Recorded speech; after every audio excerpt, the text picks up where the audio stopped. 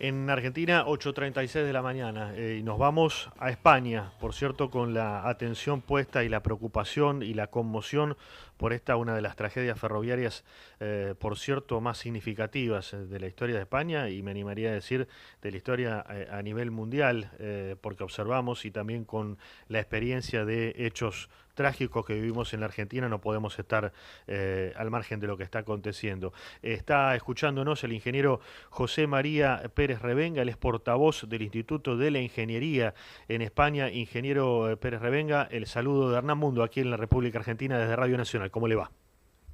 Muy bien, buenos días a todos ustedes. Pues bueno, pues con el trágico accidente, mal, porque nos afecta a todos, evidentemente. Yo creo que a todos los españoles y extranjeros, personas extranjeras, evidentemente. Ingeniero, ¿por dónde hay que comenzar el análisis, más allá de que por supuesto hay una pericia en marcha, hay un trabajo de lo que son los organismos y aquellos que refieren a la investigación, pero para entender lo que ha acontecido en Adamuz, allí en la provincia de Córdoba, en Andalucía, con este choque de trenes, ¿por dónde empezaríamos a tener que analizar o desandar la impresión desde el punto de vista también de su expertise como ingeniero? Vamos a ver, un accidente es una concatenación de circunstancias. Entonces hay que analizar todas las causas, evidentemente. Hay que analizar qué ha podido ocurrir con el vehículo, qué ha podido ocurrir en la vía.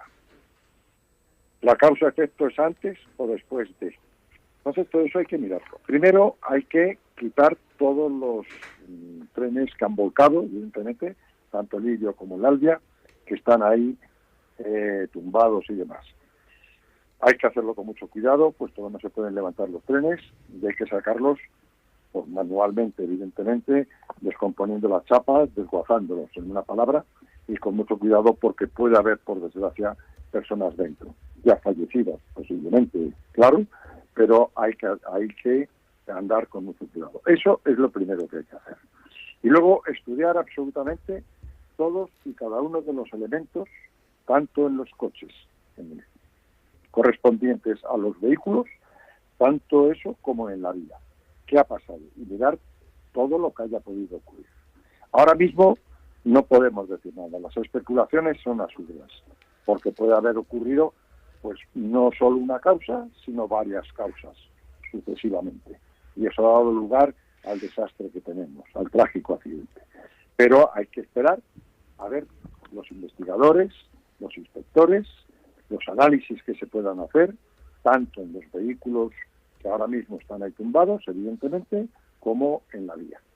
Y hacerlo con mucho cuidado, sin especulaciones, viendo qué ha pasado, qué ha podido ocurrir, y de esa manera poder sacar un informe fehaciente de las causas correspondientes de este trágico accidente. En lo que refiere al estado de estado de situación de la infraestructura en materia ferroviaria, ustedes imagino que hacen análisis y hacen estudios de manera permanente.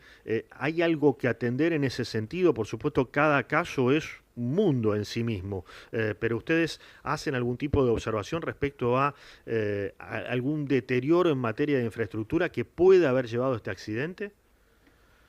Sí, vamos a ver, o sea, la Agencia de Infraestructura Española, la ADIF, pues tiene unos trenes auscultadores que pasa cada X tiempo por cada una de las vías, que son muchos kilómetros, por supuesto, y los pasa pues al año 2 veces o 3 veces, dependiendo de las frecuencias que estén marcadas, evidentemente, para los trabajos estos correspondientes.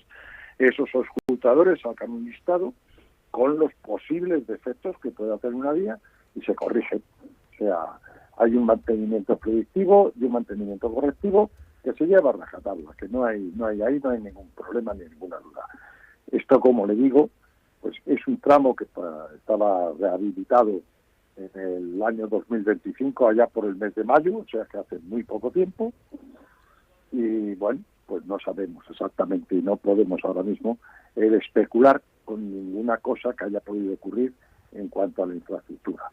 El tren era un tren nuevo, hace 4 o 5 años, había tenido unas revisiones también, creo que hace 4 días antes del accidente, o 5 días, de ese orden, con lo cual el tren pues también se piensa, podemos opinar, pues que estaba en buenas condiciones de marcha, evidentemente.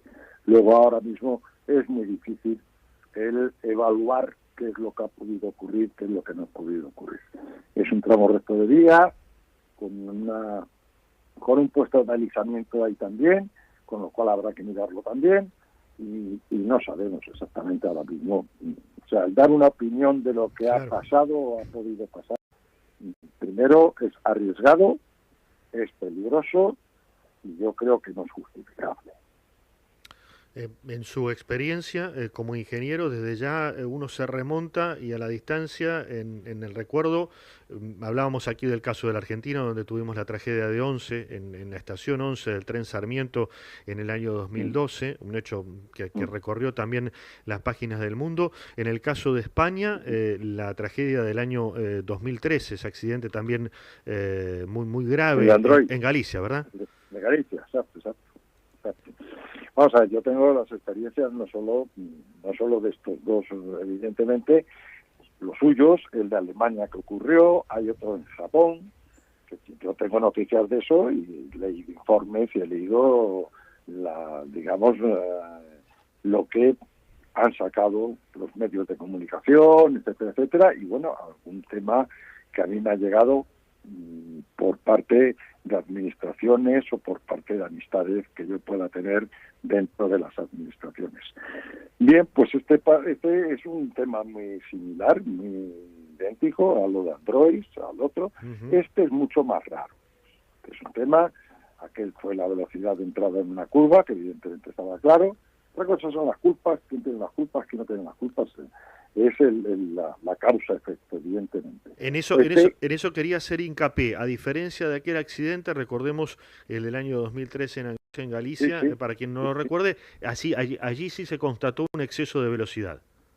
Sí, efectivamente. O sea, allí estaba claro. Otra cosa es que, bueno, aquel exceso de velocidad se podía haber controlado más, menos, tal. Bueno, eso es aparte, ahí está el informe y eso nadie puede decir nada contra el informe que se haga, ¿no? A no ser que se haga oficialmente, evidentemente. Con lo cual, ahí está claro. Y se sabía la causa, y se sabía el efecto. La causa fue la velocidad excesiva en una curva, y el efecto, el descarrilamiento total del tren, evidentemente. Bueno, pues ese es el tema de Android. Este es muy complicado, complicadísimo, porque es una recta, como digo, con un puesto de banalización que no tiene nada que ver con sus 4 motores, sus 4 aparatos de guía, etcétera, y tal, y habrá que analizar absolutamente todo. El tren estaba, por lo que sabemos, en buenas condiciones, la vía renovada también en buenas condiciones. Pues es complicado el decir qué es lo que ha pasado realmente.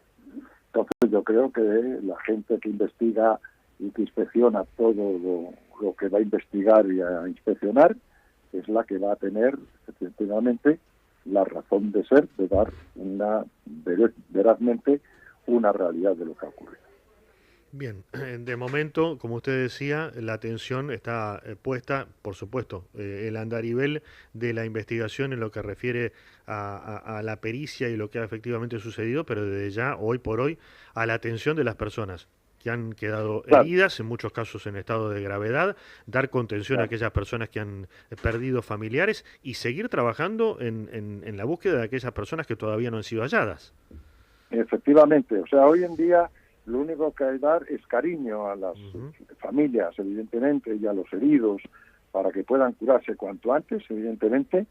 Transmito mis condolencias, evidentemente, a los familiares, como lo he hecho en las cadenas de televisión a las que he ido, y efectivamente, eso es lo que hay que hacer ahora mismo.